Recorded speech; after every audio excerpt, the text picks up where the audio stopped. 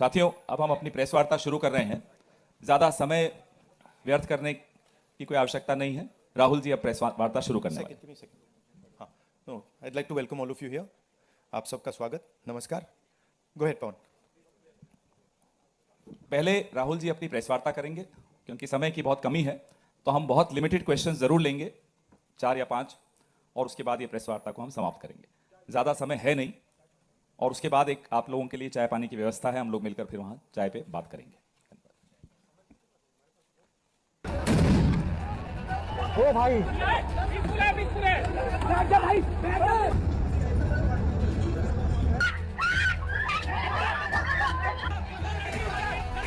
वो बेहोश पेशेंट के ऊपर चढ़ के गए, उन्हें डंडा मारा मेरी आंखों के सामने। हम डॉक्टर्स हैं, हम शांति से हेल्प करने आए थे, हम नारे भी नहीं लगा रहे थे। उन्होंने बोला तुम्हें बुलाया किसने? डंडे मारे उन्होंने हमें।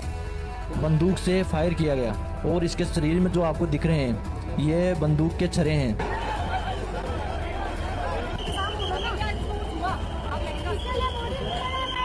जब अपनों की जान जाती है ना तब पता चलता है इंसानियत बढ़ चुकी है। ये देखिए लड़ाई देखिए, ये देखिए किस तरीके से मार रहे हैं। ये लाठी चार्ज देख सकते हैं आप यहाँ पर।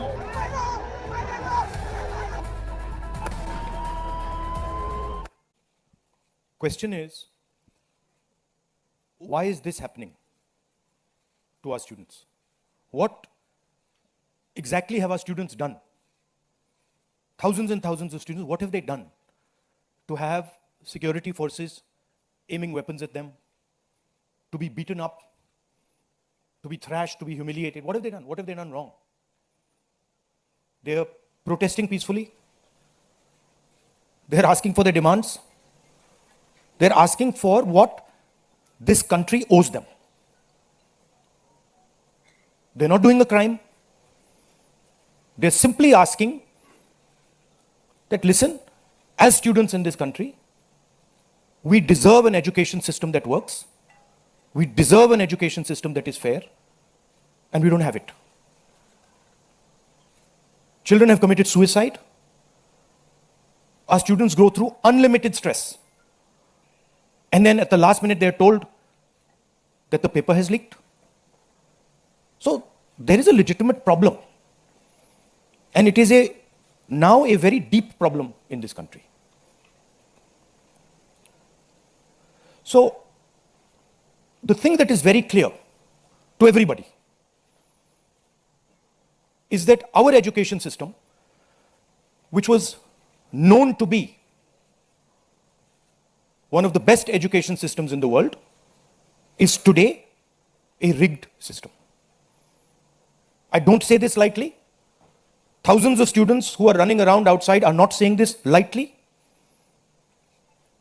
What is the proof? It's a superficial proof because we don't actually know the exact number. But what we do know is that 152 paper leaks have taken place over the last decade. If you do the math, so one a month. One a month, approximately. Every month, lakhs of students are told that all the stress that you went through, you're going to have to go through again. And after that, they're told, we really don't care. We don't care if there's a re-exam. We don't care how much you have to wait. We don't give a damn. 7.5 crore students and their families are affected by this. These are middle class and poor families. They put their hard-earned money into this. And then they're literally spat on. And the best part of this is zero convictions. In the last 10 years, 152 leaks have taken place and zero convictions. Zero. So somebody is, or a group of people are destroying our education system, India's most valuable asset, destroying the lives of our students. And what does the government do? Zero convictions. So this is the first reason, an absolutely legitimate reason, why our youngsters are protesting. Thing doesn't stop here. It goes further. it's not just that the system is rigged, it's that the system is unaffordable. And this is a statistic that every youngster knows, but somehow the government of India doesn't. One exam costs the families who take this exam the same amount of money as our entire education budget. So please think, the government of India, after collecting all the taxes, spends money on the future of our children. That money goes into something called the education budget. It is 1.4 lakh crores. At the same time, every year, 1.32 lakh crore, similar amount, is spent by the families who have taken the NEET exam. So please understand the scale of this thing. This is pure theft from these families. There's nothing else. And then after you steal from them, you tell them that there's a paper leak, the thing is rigged. So this is the second reason, and legitimate reason, why our youngsters are outside. But there's a more fundamental reason. And that reason is this: that even after you have an education, you become a doctor, you become a lawyer, you learn something, you're suddenly told that the doors that should be open to you, what your country and your government owes you, a livelihood, a job, is closed. So, manufacturing is closed. Look around you, you'll see there are only Chinese products. Entrepreneurship is closed. Take a look at who gets the money from the banks. 2 or 3 large companies get all the money from the banks. So a young person who wants to be an entrepreneur cannot. Corporate job, AI is destroying it. The IT sector, public sector has been privatized. So what is the choice? The only choice they have is a sarkari job. So you give them one door, you close all the doors, then you rig that system and make it unbelievably expensive. And then you expect they won't be outside. Which world are you living in? So we are 100% in agreement with what every single student is feeling, what every single student is doing. And there must be some consequences to what has been done some days ago. It is not their fault. And so they have some demands. What are their demands? The first demand, completely legitimate demand, is that Mr. Dharmendra Pradhan, who has failed as an education minister, who is known to be corrupt, should be relieved of his duties. 100% legitimate demand, nothing wrong with it. He has shown India and the world that he is incapable of running this system. Exam leaks are happening one after the other. So this is a completely legitimate demand. Second demand, every single person who raised a finger on our students, and it doesn't matter who he is, the people who ordered it and the people who executed it should be made accountable. And the third thing is that the man who is running this entire system, the man who is finally accountable to all this, should have the decency to apologize to the students for what has happened. These are not complicated things, these are not difficult things. This gentleman, Mr. Dharmendra Pradhan, has literally destroyed India's biggest asset. What used to be called our success, what used to be called the best thing India has, our education system, has been wiped out. And so we fully support these demands, and we fully support every single student who is on the streets. Thank you. अब कुछ सवाल जवाब हिंदी में कर दूं? हिंदी में कर देता हूं।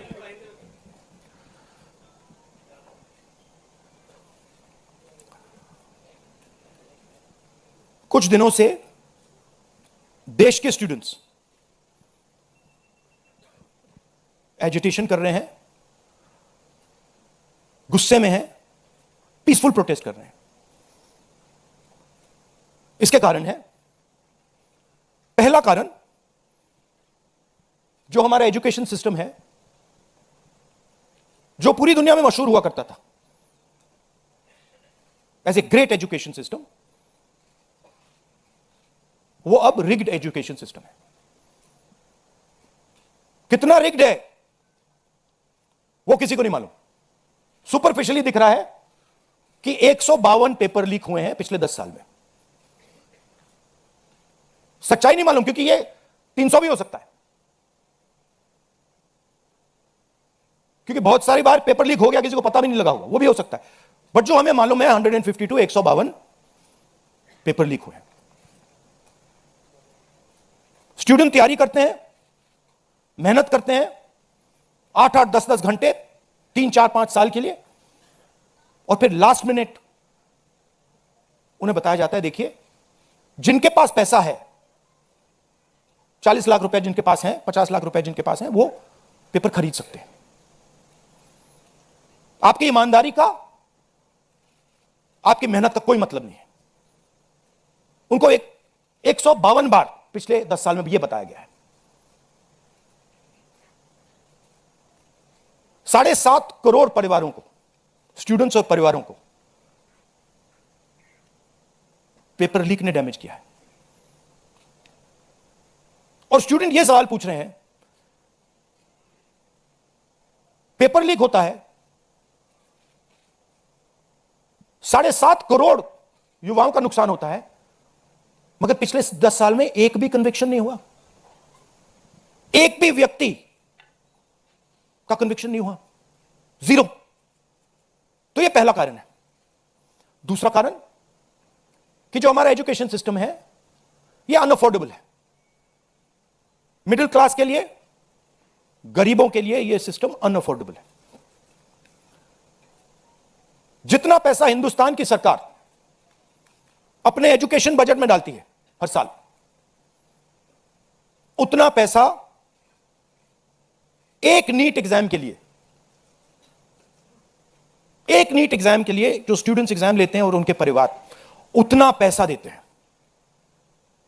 आप सोचिए, सरकार पूरे देश से टैक्स लेती है, जीएसटी, इनकम टैक्स सारा लेती है, और फिर कहती है देखिए ये जो पूरा टैक्स हमने लिया है आपसे, इससे हम 1.4 लाख करोड़ रुपए शिक्षा में डालेंगे। और फिर हिंदुस्तान का एजुकेशन सिस्टम कहता है इन परिवारों से कि आपसे हम 1.32 लाख करोड़ रुपए सिर्फ नीट एग्जाम लेने के लिए लेंगे।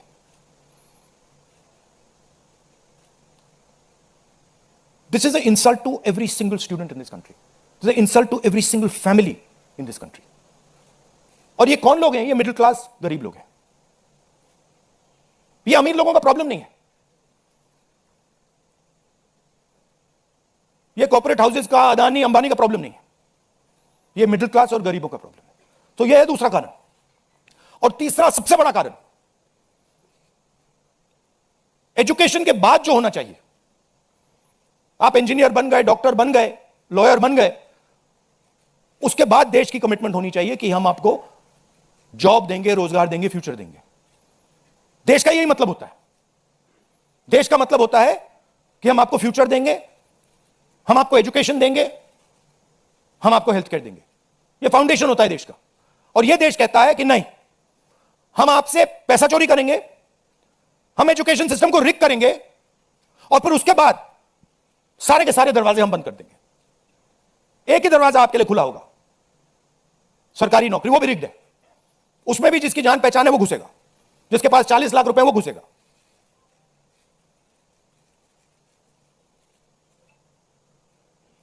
पहला दरवाजा मैन्युफैक्चरिंग, चाइना का माल कोने कोने में बिकता है,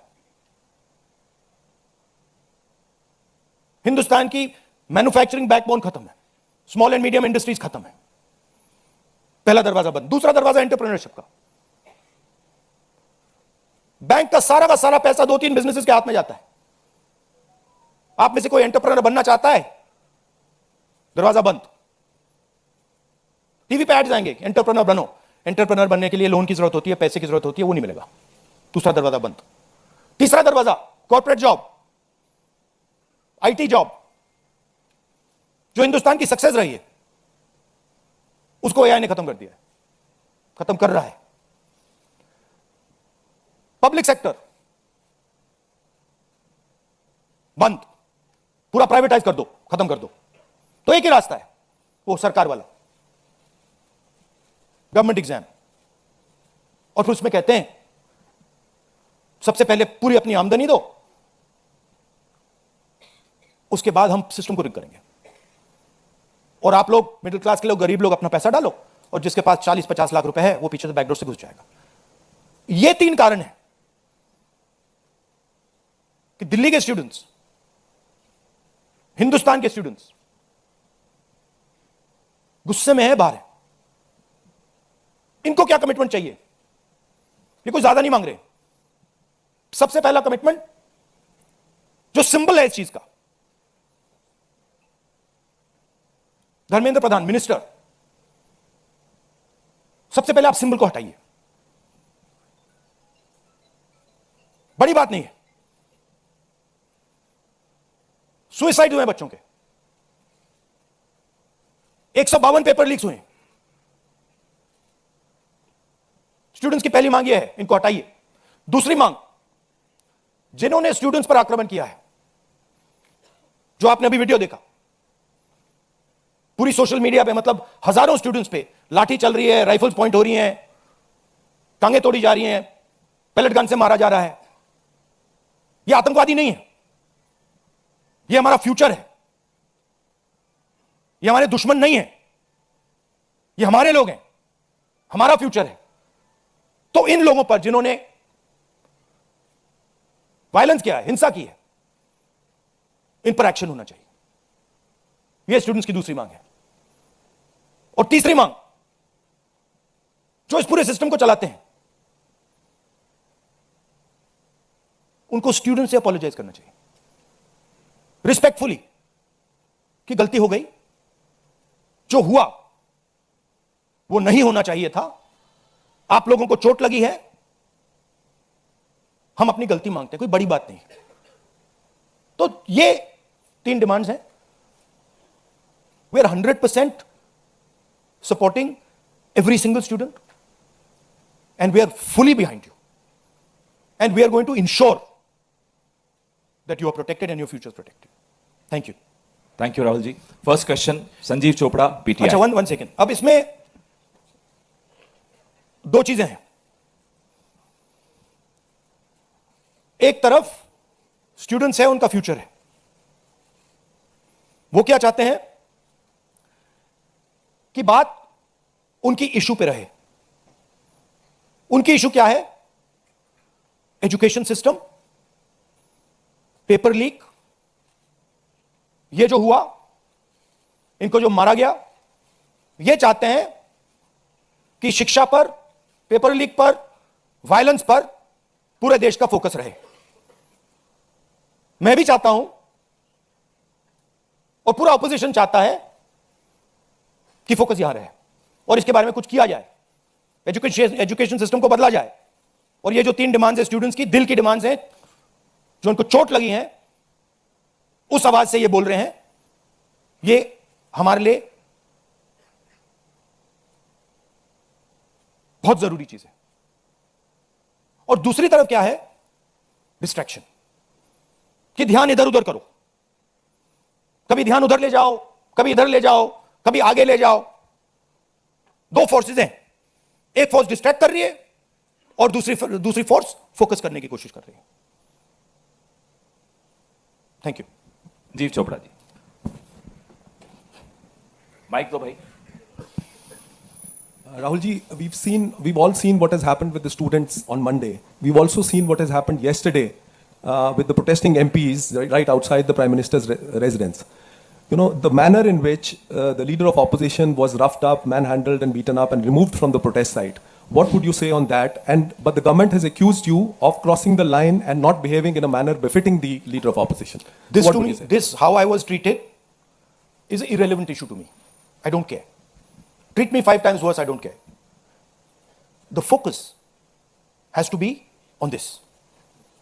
The focus has to be on what was done to the students. The focus has to be on the education system, on paper leaks, and on the costs that these children have been forced to pay. So, do whatever you want to me. 5 times, 10 times worse, I don't care. In fact, I like it because I learned from it. And the government's allegation on you? I don't care about government's allegations. Government's allegations are of no consequence to me. Siddharth ANI। Rahul ji, मेरा सवाल आपसे ये है कि क्या धर्मेंद्र प्रधान के इस्तीफे से कोई सॉल्यूशन आपको लगता है विपक्ष को कि उससे ही निकल जाएगा? क्या होना चाहिए? दूसरी बात ये कि इतने कई सालों में, पिछले 30-40 सालों से ज़्यादा की जो डेमोक्रेटिक सेटअप है हमारे देश का, हमने नहीं देखा कि विपक्ष के नेता प्रधानमंत्री के घर का घेराव करने पहुंचे, उनके घर के बाहर पहुंचे हों। क्या वजह रही कि आप लोगों को वहां जाना पड़ा? और अब सरकार में से भी आप मांग कर रहे हैं कि डिस्कशन हो और सरकार की तरफ से किरण रिजिजू आ जाए। उन्होंने कहा कि हम डिस्कशन के लिए तैयार हैं, लेकिन किस नियम के तहत करेंगे वो सरकार को तय करने दिया जाए। तो अगर सरकार किसी नियम के तहत आप लोगों से बात करती है, आपने बहुत लंबा बोला भैया, आपके क्वेश्चंस क्या है? मेरा सवाल आपसे यही है कि क्या वजह रही कि आप लोगों को प्रधानमंत्री के घर तक पहुंचना पड़ा, और क्या धर्मेंद्र प्रधान के इस्तीफे से सॉल्यूशन? इसके 2 कारण हैं। हमें लगा कि अगर हिंदुस्तान के स्टूडेंट्स सड़क पे हैं तो ऑपोजिशन को भी सड़क पे होना चाहिए, पहली बात। दूसरी बात, हमारी नेचुरल स्पेस पार्लियामेंट है, और प्राइम मिनिस्टर हाउस जाने से पहले ऑपोजिशन स्पीकर के पास गए, उनके कमरे में गए, रिस्पेक्टफुली गए, और हमने स्पीकर से कहा देखिए यह बहुत बड़ा मुद्दा है, आप हमें बोलने दीजिए, इसके बारे में डिस्कशन करने दीजिए। स्पीकर ने कहा कि देखिए मैं सरकार से पूछूंगा, meaning it is not speakers decision, it is सरकार डिसीजन। ठीक है, पूछिए। पूछने के बाद कोई डिस्कशन नहीं, पूरे इशू को इग्नोर कर दिया। ठीक है, Dharmendra Pradhan, just put that other slide, Dharmendra Pradhan एक सिंबल है। Dharmendra Pradhan is a symbol, and the students have pain about how they have been treated. That symbol has to be removed. Out of respect to the students, that symbol has to be removed, number 1. Number 2, that symbol has to be removed because he is a completely incompetent, probably collusive person in this drama. We know his background. We know how clean he is. We know the type of person he is. There's a history here. And to send a message to the country that we are listening to the students, we respect their sentiment, this man's got to go. And that is why we went to the Prime Minister House yesterday to support this demand, which is a demand that every single student is making. How the discussion is going to be held, who is going to hold it, it's not only the government's decision. Because 2 people need to talk. That's going to be decided by the opposition, at least our part of it. The government wants to distract from this. The government wants to rub this thing under the carpet. कि भाई ये हुआ ही नहीं। और हम चाहते हैं कि ये सेंट्रल इशू है और ये सेंट्रल इशू पर रेजोल्यूशन आए। प्रधान जाए, prime minister apologizes, everyone who assaulted students is the first step. Then we want to see changes being made to the testing system. We want to see changes being made to the amount of money people are charging. Thank you. IANS।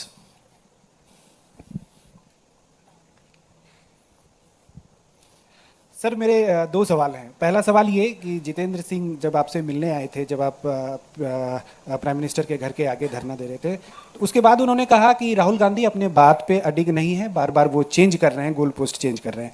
दूसरा सवाल ये है कि आपने कहा कि सभी opposition parties जो हैं वो इस मामले में एक हैं, लेकिन एक अपोजिशन पार्टी है आम आदमी पार्टी, जिसके सांसद संजय सिंह हैं, उन्होंने ये कहा कि राहुल गांधी छात्रों के आंदोलन को डाइवर्ट कर रहे हैं, हाईजैक करने की कोशिश कर रहे हैं, इस पर क्या कहेंगे?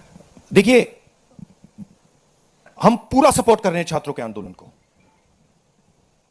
ठीक है? मेरे मुंह से खून निकल रहा था कल। हम पूरा सपोर्ट कर रहे हैं, पहली बात।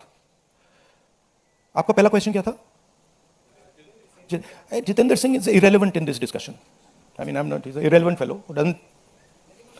He can say whatever he wants. He can say whatever he wants. He's an irrelevant part of this discussion. The discussion is very simple. We have clear demands. Demand number one, Dharmendra Pradhan goes. Not our demands, student demands. Number one, Dharmendra Pradhan goes. Number two, anyone who assaulted the students is punished. Number three, Prime Minister must apologize to students. Mr. Jitendra Kumar wants to see whatever fantasy he wants to see, he's welcome to see it. I'm not really bothered about it. Archana, PTI Hindi.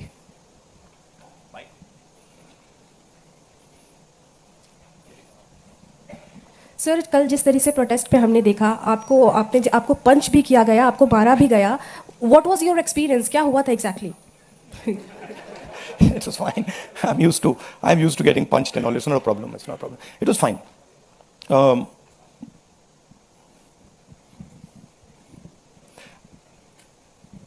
My job is to express the will of India's people.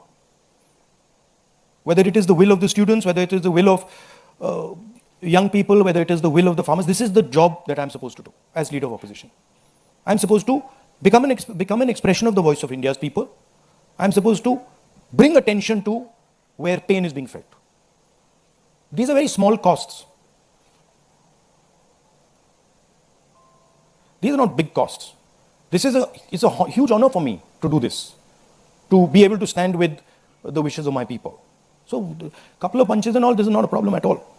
I'm happy to take many more. एक second मोहित दुबे।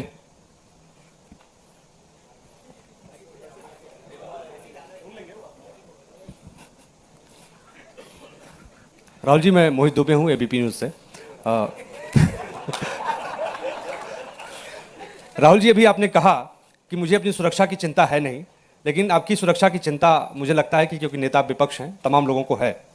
जिस तरीके से कल आपके साथ सलूक किया गया, मुझे लगता है कि आज़ाद भारत के बाद किसी नेता प्रतिपक्ष के साथ ऐसा सलूक नहीं किया गया। आपको घसीटा गया, बस में डाला गया, छत्रसाल स्टेडियम लेके आप गए हैं। आगे की आपकी रणनीति क्या रहने वाली है? क्योंकि जिस तरीके से छात्रों के हक को लेकर आप लड़ रहे हैं, छात्रों की गूंज के तहत भी, पार्लियामेंट के अंदर भी, पार्लियामेंट के बाहर भी, आगे की अब रणनीति क्या रहने वाली है? सबसे पहले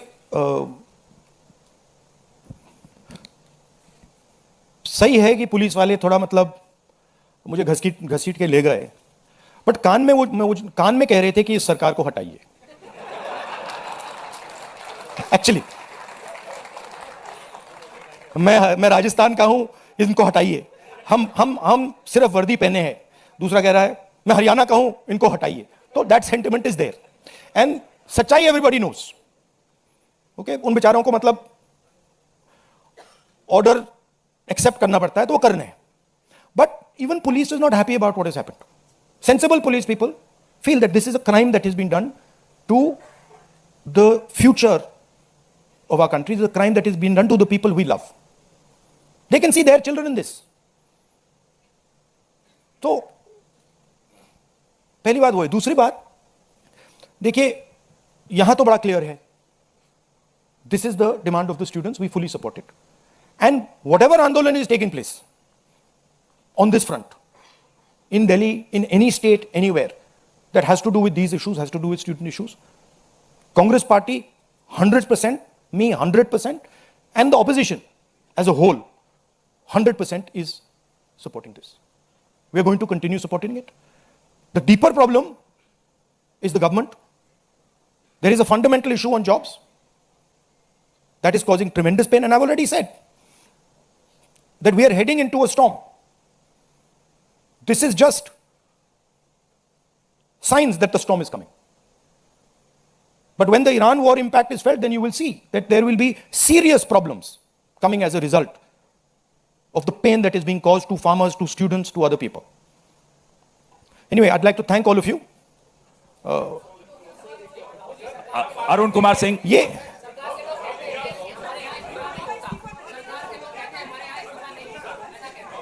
Last एक- एक- question.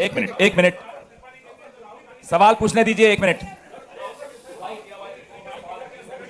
मैं पूछूं?